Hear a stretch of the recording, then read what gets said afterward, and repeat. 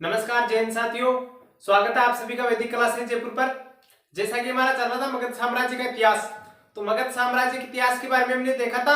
मगध साम्राज्य में जितने भी प्राचीन वंश है ना, उनके बारे में देखा था। और इस वीडियो में अब हम बात करेंगे जो मगध साम्राज्य का लास्ट वंश रहा है ना, यानी कि मगध के जितने भी क्रमानुसार वंश है ना, उनमें लास्ट में जो आता है ना सातवाहन वंश, उसके बारे में देखते हैं। तो काफी इंपॉर्टेंट और काफी महत्वपूर्ण वंश है ये, इस कारण से मैं हाईलाइट करके बता रहा हूं आपको। और ये जितनी भी जानकारी है ना, ऑथेंटिक बुकों से, एनसीईआरटी से, और आप भी उन्हीं बुकों को पढ़ा करो। सबसे महत्वपूर्ण बुक है वो, उनसे आप किसी भी प्रश्न पर हिट लगा सकते हो। और एग्जाम में देखोगे ना आप, तो एग्जाम में भी उन्हीं में से क्वेश्चन आता है। इस कारण आपको ये ध्यान में रखना है कि एनसीईआरटी बहुत ही महत्वपूर्ण है। और ये सारे फैक्ट मैंने एनसीईआरटी से लिए और बहुत ही इंपॉर्टेंट है ये सारे फैक्ट, आपको याद में रखना है ये सारे फैक्ट। तो आइए क्लास शुरू करते हैं। अगर अभी तक आपने हमारा चैनल सब्सक्राइब नहीं किया तो प्लीज सब्सक्राइब कर लीजिए और साथ ही बेल आइकन को ऑन कर लो, ताकि समय समय पर आपके पास नोटिफिकेशन आता रहेगा। तो आइए क्लास शुरू करते हैं। हम पढ़ रहे हैं सातवाहन वंश। जैसा कि हमने कल देखा था पिछले चैप्टर में कि कण्व वंश का जो अंतिम शासक था ना, उसकी हत्या कर दी थी सिमुक ने। सिमुक ने उसकी हत्या की और फिर खुद शासक बन गया। कब बना खुद शासक? 60 ईसा पूर्व में। 60 ईसा पूर्व में सिमुक ने उसकी हत्या कर दी। सुशर्मा था ना जो कण्व वंश का अंतिम शासक था ना, सुशर्मा, उसकी हत्या कर दी सिमुक ने और खुद शासक बन गया। तो आइए वीडियो शुरू करते हैं। अब हम देखते हैं सिमुक। तो सिमुक ने क्या किया था? कण्व वंश के अंतिम शासक सुशर्मा की हत्या कर दी और खुद को शासक घोषित कर दिया। यहीं से फिर सातवाहन वंश का प्रारंभ होता है, आरंभ होता है, सातवाहन वंश की शुरुआत होती है। और सातवाहन वंश को हम आंध्र वंश भी कहते हैं। ये सारे फैक्ट ध्यान में रखना है। सातवाहन वंश ना देकर आंध्र वंश दे दे कि आंध्र वंश का संस्थापक कौन था, तो वह था सिमुक। तो एक किस्म तो यह बन गया कि इसका संस्थापक था। सातवाहन वंश का संस्थापक कौन था? तो संस्थापक था इसका सिमुक था। संस्थापक सिमुक। ओके, तो ये है गया एक फैक्ट, इसका संस्थापक कौन था? सिमुक था। दूसरा क्वेश्चन ये बनता है कि सिमुक का शासनकाल कब से कब तक रहा? तो सिमुक का शासनकाल रहा है 60 ईसा पूर्व से 37 ईसा पूर्व तक। ईसा पूर्व में उल्टा चलता है, आपको पता है, मैंने फर्स्ट वीडियो में बता दिया था कि ईसा पूर्व में पीछे चलता है, यानी कि ईसा पूर्व के जन्म से पहले। तो 60 ईसा पूर्व से 37 ईसा पूर्व तक सिमुक का शासनकाल रहा। और ये सातवाहन वंश मगध पर सबसे लंबे समय तक इसी ने शासन किया था, सातवाहन वंश के शासकों ने। तो ये हो गया सातवाहन वंश के सिमुक का शासनकाल। सिमुक ने राजधानी बनाया था प्रतिष्ठान को, यानी कि सातवाहन शासकों की राजधानी क्या थी? वो थी प्रतिष्ठान। मैप के जरिए समझो आप कि प्रतिष्ठान कहां पड़ता था। तो प्रतिष्ठान पड़ता है गोदावरी और कृष्णा नदी के बीच के भाग प्रतिष्ठान, यहाँ पे पड़ता है प्रतिष्ठान। और यहां से कृष्णा और गोदावरी दोनों के बीच के भाग में पड़ता है सातवाहन वंशों का शासनकाल। प्रतिष्ठान है यहाँ पे, महाराष्ट्र के औरंगाबाद के पास पड़ता है प्रतिष्ठान, वहां पे इसकी राजधानी थी। तो ये हो गई गोदावरी।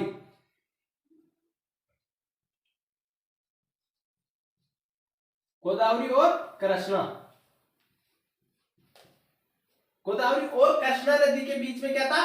इनका राज्यकाल था, यानी कि शासन यहीं पे रहा था इनका। तो ये था यहाँ पे जितना भी वंश है ना, यहाँ पे शासक था इनका, सातवाहन वंशों का शासनकाल रहा था यहाँ पे। तो ये था इसका सिमुक के बारे में। सिमुक के बारे में आप और फैक्ट देखोगे तो इसने लगभग कितने वर्षों तक शासन किया? इसने लगभग 23 वर्षों तक शासन किया।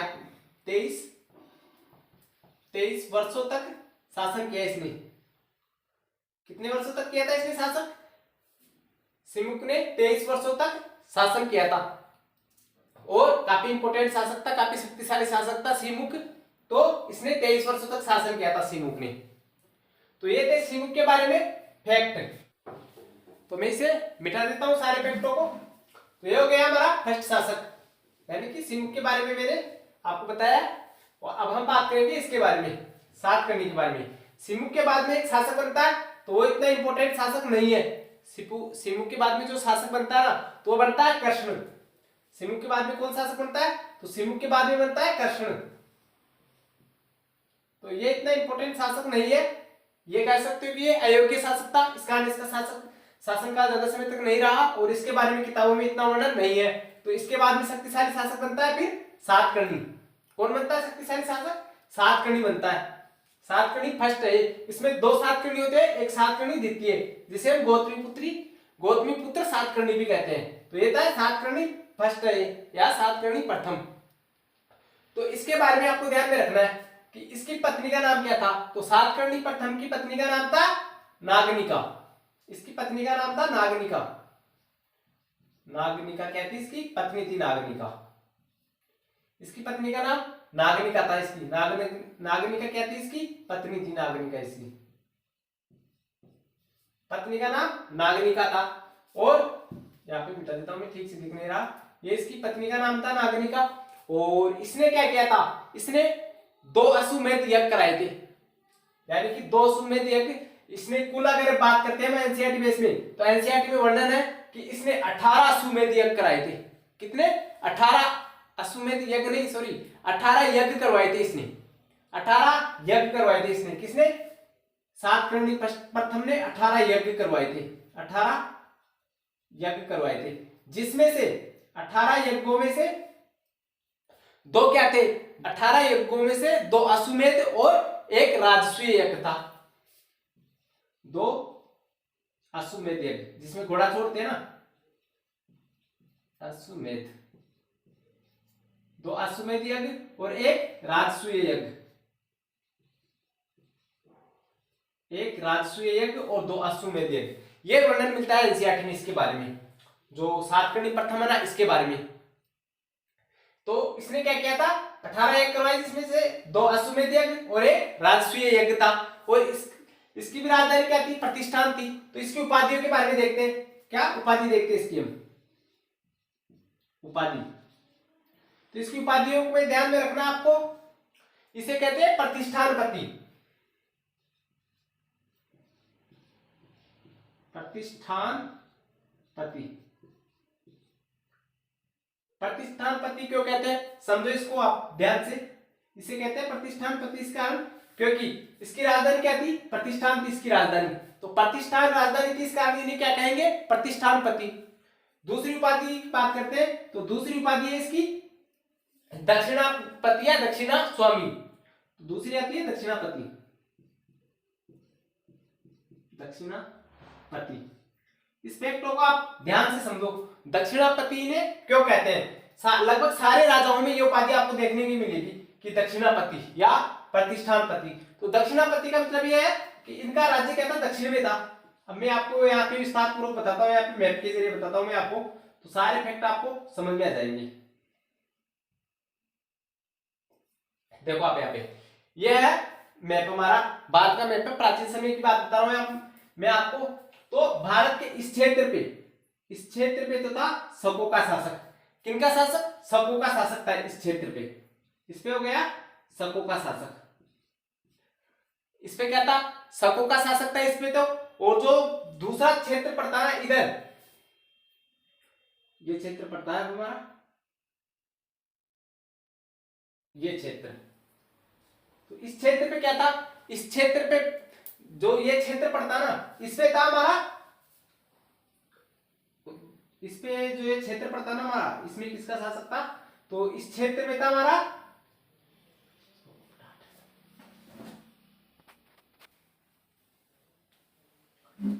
तो इस क्षेत्र पे शासनकाल था इनका। इस क्षेत्र पे था चेदी वंश का, चेदी राजवंश का।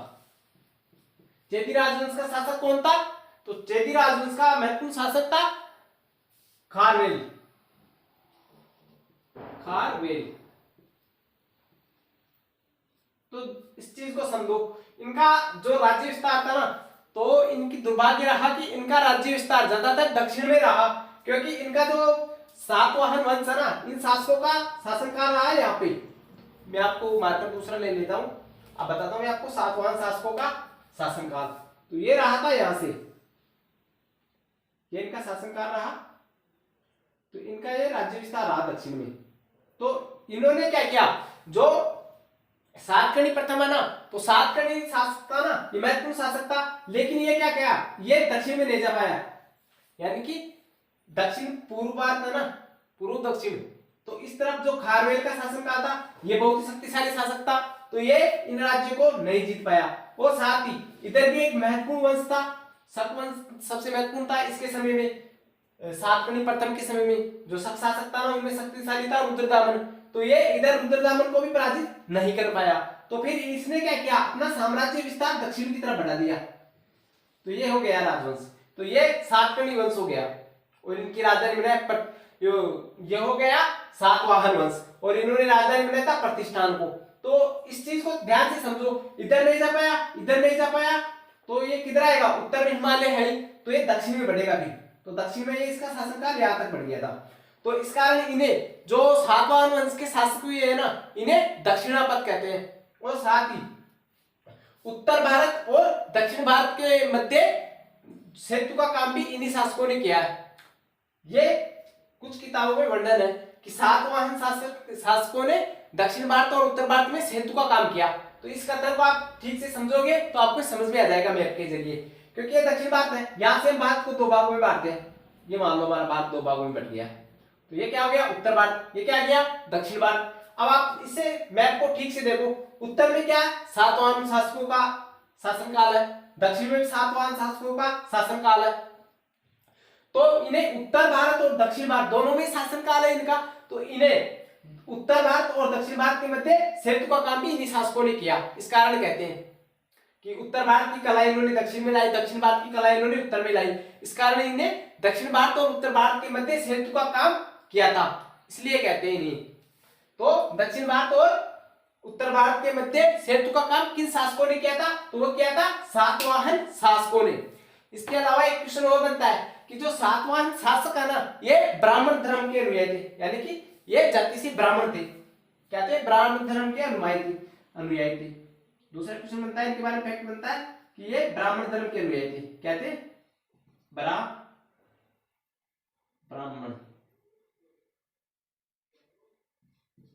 ब्राह्मण धर्म के अनुयायी थे।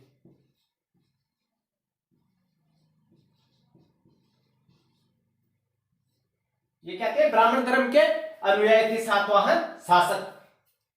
तो ये थे महत्वपूर्ण जो सातकर्णी है ना, सातकर्णी प्रथम, इसके बारे में महत्वपूर्ण जानकारी थी ये। और इसके बारे में, इसके पुत्र के बारे में देखना चाहो आप तो बलवर्धन हो जाएगा, और एक और यज्ञश्री, तो ये क्या इसके पुत्र थे। अब हम बात करते हैं सातकर्णी सेकंड की। इससे पहले मैं आप इसे मिटा देता हूं, और इससे पहले भी एक शासक होता है छोटा, इसके बीच में दो तीन शासक होते हैं छोटे मोटे, तो वो इतने इंपॉर्टेंट नहीं, लेकिन उनमें एक शासक इंपॉर्टेंट है, तो मैं इसे मिटा देता हूं, ठीक है। इसे उतार लेना, आप चाहे लिख लेना, मैं बोलता जाऊंगा क्योंकि लिखाने में सारे फैक्ट वीडियो ज्यादा लंबा हो जाता है, इस कारण मैं शॉर्ट में आपको बताता जा रहा हूं, तो ठीक है। अब हम बात करेंगे सातकर्णी की, लेकिन उससे पहले जो छोटे मोटे राजा भी है ना सातवाहन वंश में, उनके बारे में बात करेंगे। हमें बताता हूं आपको कि सातकर्णी प्रथम के बाद में कौन कौन शासक हुए, वो मैं आपको यहाँ पे बताता हूं, फिर उसके बाद में हम पढ़ेंगे सातकर्णी द्वितीय। तो सातकर्णी प्रथम के बाद में शासक बनता है, ये बनता है सातकर्णी प्रथम। इसके बाद में शासक बनता है कुंतक, अपीलक, इसके बाद में बनता है अपीलक, कुंतक बाद में बनता है, इसके बाद में बनता है अपीलक। अपीलक के बाद में शासक बनता है कुंतक,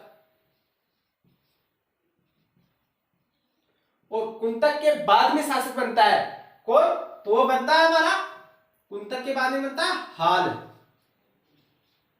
इसके बारे में एक दो फैक्ट ध्यान में रख लेना आप हाल के बारे में। इसने एक ग्रंथ लिखा था, हाल ने क्या लिखा है, ग्रंथ। हाल जो शासक हुआ इसने एक ग्रंथ लिखा था, उस ग्रंथ का नाम क्या था, तो उस ग्रंथ का नाम था गाथा सप्तशती, गाथा सप्तशती, ये ग्रंथ था गाथा सप्तशती। और इसके बारे में एक और फैक्ट ध्यान में रखना आपको हाल के बारे में कि इसका एक सेनापति था, तो सेनापति का क्या नाम था, तो इसका सेनापति था तो ये सेनापति का नाम था विजय चंद्र, इसका सेनापति था विजय चंद्र, विजय चंद्र। ये क्या था? ये श्रीलंका गया था। कहां गया था? श्रीलंका। श्रीलंका गया था। तो इससे हमें यह पता चलता है कि इसका शासनकाल या राज्य विस्तार श्रीलंका तक था। इसका राज्य विस्तार किसका? हाल का। तो इसके बारे में ये फैक्ट मिलता है। अब हम पढ़ते हैं। इसके बाद में सबसे इंपॉर्टेंट शासक आता है हमारा सातकर्णी द्वितीय। उसके बारे में बात करते हैं हम। इसे मैं मिटा देता हूं।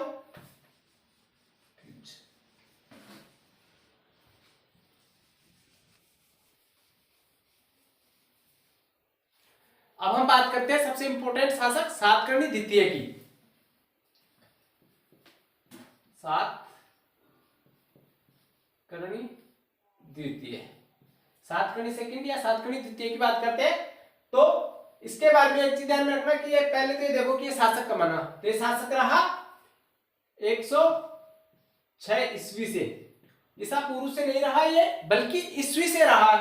यानी कि ईसा मसीह के जन्म के बाद 106 ईस्वी से और 130 ईस्वी तक, 130 ईस्वी तक शासक रहा है। 106 से 130 ईस्वी तक क्या रहा? शासक रहा है, शासक रहा है। इसके बाद में दूसरा फैक्ट बनता है इसके बारे में कि जो सातकर्णी द्वितीय है ना, इसके सातकर्णी द्वितीय की उपाधियों के बारे में क्वेश्चन बनता है दूसरा, कि इसकी कौन कौन सी उपाधि थी। तो इसकी उपाधियों की बात करते हैं। तो इसकी उपाधियों में आती है, पहली तो आप ये देखो इसकी उपाधि कौन सी थी। तो इसकी उपाधि थी वेणाकटक का स्वामी। वेणाकटक का स्वामी पहली उपाधि थी इसकी। वेणाकटक, वेणाकटक स्वामी, वेणाकटक का स्वामी। स्वामी, वेणाकटक का क्या था? ये स्वामी था वेणाकटक का। तो ये थी इसकी उपाधि, वेणाकटक का स्वामी। दूसरी उपाधि की बात करते हैं। तो दूसरी उपाधि आपको पता ही है कि सातवाहन शासकों को एक उपाधि तो इन्हें परमानेंटली दे दी गई थी, ये मान लो आप। तो वो थी दक्षिणापथ के स्वामी। तो दक्षिणेश्वर या दक्षिणापथ के स्वामी, दक्षिणापथ,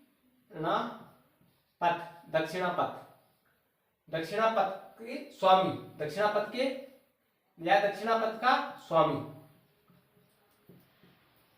ये उपाधि तो सातवाहन शासकों को ये मान लो आपकी जन्म से मिल गई थी, क्योंकि इनका शासन यहीं पे रहा, इस कारण ये इनकी उपाधि है। अब हम बात करते हैं इसकी माता का नाम क्या था। तो इसकी माता का नाम था, माता का नाम था इसकी का बलश्री गौतमी। इसकी माता का नाम क्या था? बलश्री, बलश्री गौतमी, गौतमी। तो इस बलश्री गौतमी इसकी माता का नाम था। तो ये सातवाहन शासक क्या करते थे? अपनी माता का नाम लगाते थे आगे। तो इसका नाम था गौतमी पुत्र सातकर्णी। इसे क्या कहते हैं? सातकर्णी द्वितीय को हम गौतमी पुत्र सातकर्णी कहते हैं। तो इतिहास में इसे गौतमी पुत्र सातकर्णी के नाम से जाना जाता है। तो आपको जो सातवाहन शासक है ना, इनमें आपको मात्र सत्तात्मक ढांचे का आभास मिलता है, लेकिन यहाँ का समाज पितृसत्तात्मक था। भले ही अपने नाम के आगे माता का नाम लगाते थे, लेकिन समाज पितृसत्तात्मक था। शासन का उत्तराधिकारी उसका पुत्र ही होता था। तो इस कारण पता चलता है कि समाज पितृसत्तात्मक था। तो माता का नाम क्या था? बलश्री गौतमी। इसके बारे में एक फैक्ट और बनता है कि इसके बारे में एक कहानी प्रचलित है कि सातकर्णी द्वितीय या गौतमी पुत्र सातकर्णी के घोड़ा 3 समुद्रों का पानी पिया करते थे। घोड़ा, इसका घोड़ा 3 समुद्रों का पानी पिया करते थे। 3 समुद्रों का पानी पिया करते थे, पानी पिया करते थे, पिया करते थे। तो इस कहानी से एक जो ये एक पंक्ति प्रचलित है ना इसके बारे में, किसके? सातकर्णी द्वितीय के बारे में, कि इसका घोड़ा 3 समुद्रों का पानी पिया करते थे। तो इसका अर्थात इसका मतलब ये निकलता है कि इसका जो राज्य विस्तार है ना, वो काफी चौड़ा राज्य विस्तार था। इसका जो राज्य विस्तार था वो 3 समुद्रों की सीमाओं को छूता था। इधर इसका राज्य विस्तार था अरब सागर तक। इन 3 समुद्रों से है, अर्थात 3 समुद्रों का तात्पर्य है, पहला है अरब सागर, अरब सागर। दूसरा है बंगाल की खाड़ी, बंगाल की खाड़ी, बंगाल की खाड़ी। तीसरा आता है हिंद महासागर, हिंद महासागर, यानी कि इधर अरब सागर तक, इधर बंगाल की खाड़ी तक और इधर हिंद महासागर तक इसका राज्य विस्तार था। इस कारण से कहते हैं इसका घोड़ा 3 समुद्रों का पानी पिया करता था। और इसके बारे में एक और फैक्ट बनता है, जो सातकर्णी द्वितीय था ना, इसने सबसे पहले भारतीय इतिहास में ग्राम अनुदान देने की व्यवस्था को शुरू किया था, या सबसे पहले ग्राम अनुदान किया था इसने। तो ग्राम अनुदान करने की परंपरा को किसने शुरू किया? सातवाहन शासकों ने शुरू किया। सातवाहन शासकों में अगर क्वेश्चन पूछे कि किस शासक ने किया था, तो गौतमीपुत्र सातकर्णी ने किया था। तो सबसे पहला गांव इसने दान में किया था अजकाली किए, अजकाली किए, इसकी मात्रा ये आएगी अजकाली किए। तो इसने सबसे पहला जो दान गांव किया, पहले ग्राम को जो दान में किया था ना, अजकाली किए, अजकाली किए। तो पहला इसने ग्राम दान किया अजकाली किए। फिर इसके बाद में एक और ग्राम दान किया था इसने, एक और ग्राम को दान में किया था ब्राह्मणों को, तो वो था करजक। तो ये 2 गांव इसने दान में दिया था। और इसके बारे में एक फैक्ट और है कि इसने कई राज्यों को जीता था। तो जिसमें आ जाएगा, जिसमें आप देखोगे विदर्भ आ जाएगा, विदर्भ, अनूप आ जाएगा, अनूप, आकार, आकर, ये काफी गांव है ऐसे कि जो इसने साम्राज्य विस्तार किया था इन गांवों को जीतकर।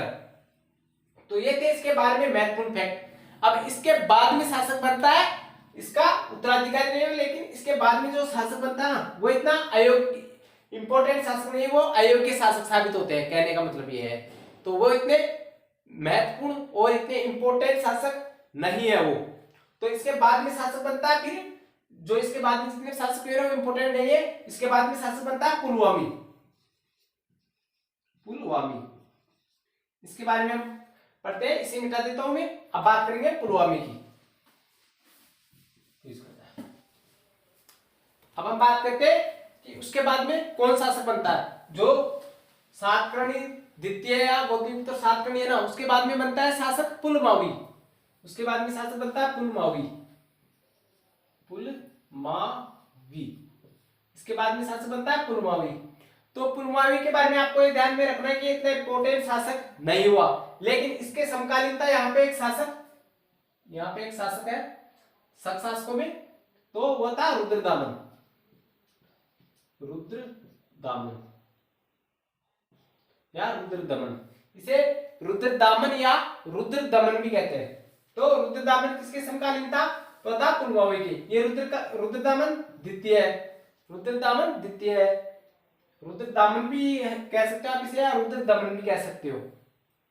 तो ये पुलमावी के समकालीन था। और इसने, रुद्रदामन द्वितीय ने क्या किया था? पुलमावी को 2 बार पराजित किया था। इसको, इसे 2 बार पराजित किया था इसने, 2 बार। यहां पे लिख देता हूं मैं, इसे मिटा देता हूं मैं, नीचे लिख देता हूं। रुद्रदामन द्वितीय ने पुलमावी को 2 बार पराजित किया।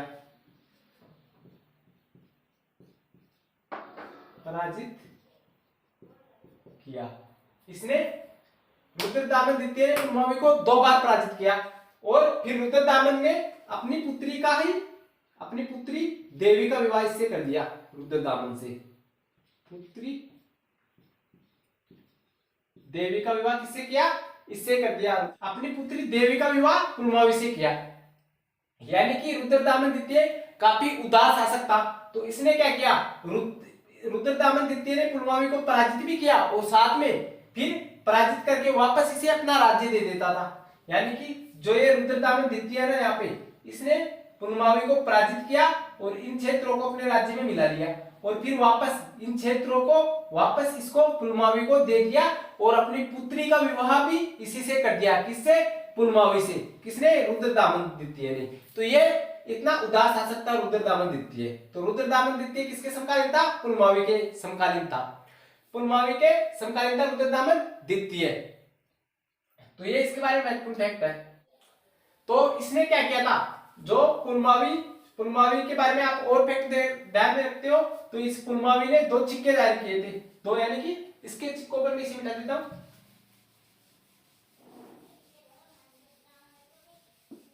पुलमावी है ना, इसके सिक्कों पर, इसके जो सिक्के थे ना, पुलमावी के सिक्के पर 2 पतवारों वाली नाव का अंकन मिला है। 2 पतवारों वाली नाव का अंकन मिला है। पतवारों वाली नाव का अंकन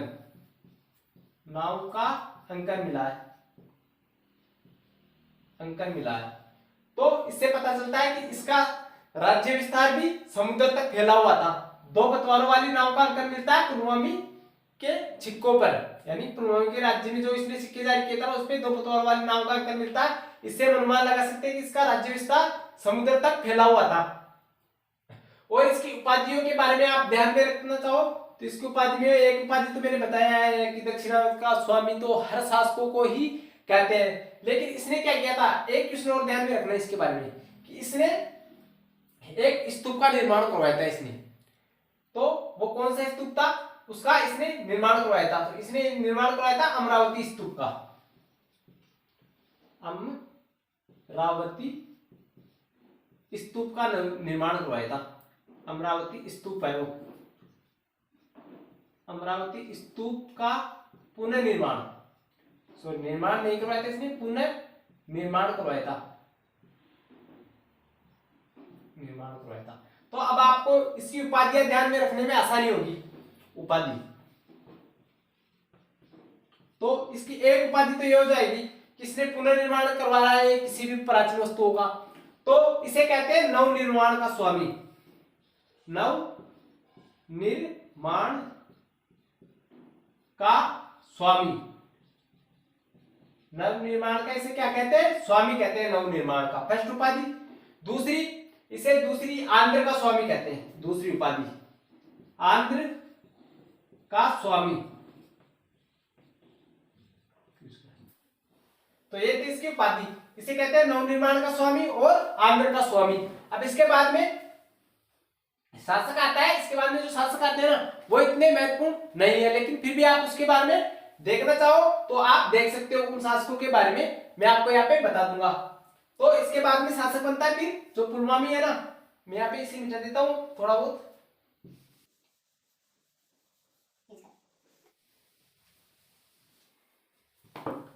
तो अब बात करते हैं पुलमावी के बाद में शासक बनता है पुलमावी। पुलमावी के बाद में शासक बनता है कौन? शिव सातकर्णी। शिव सातकर्णी के बाद में शासक बनता है शिव स्कंद सातकर्णी।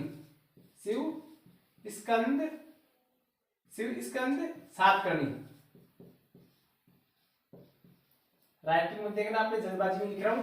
शिव स्कंद सातकर्णी के बाद में एक और शासक बनता है, तो वो बनता है यज्ञश्री।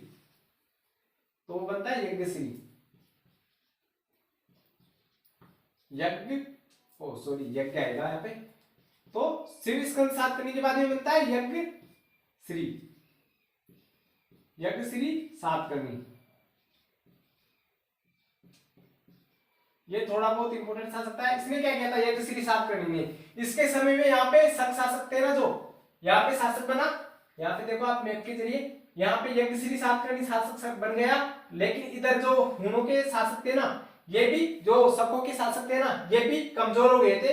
और इधर जो सातवाहन वंश था ना, ये भी कमजोर हो गया था फिर।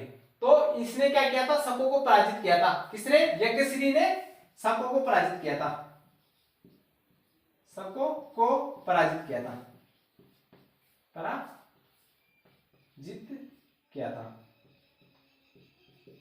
तो इसने क्या किया था? शकों को पराजित किया था। ठीक है, ये हमारा आज का सातवाहन शासकों के बारे में सेशन। मिलते हैं नेक्स्ट वीडियो में। तब तक के लिए हमारे चैनल को लाइक कीजिए, सब्सक्राइब कीजिए और ज्यादा से ज्यादा शेयर कीजिए।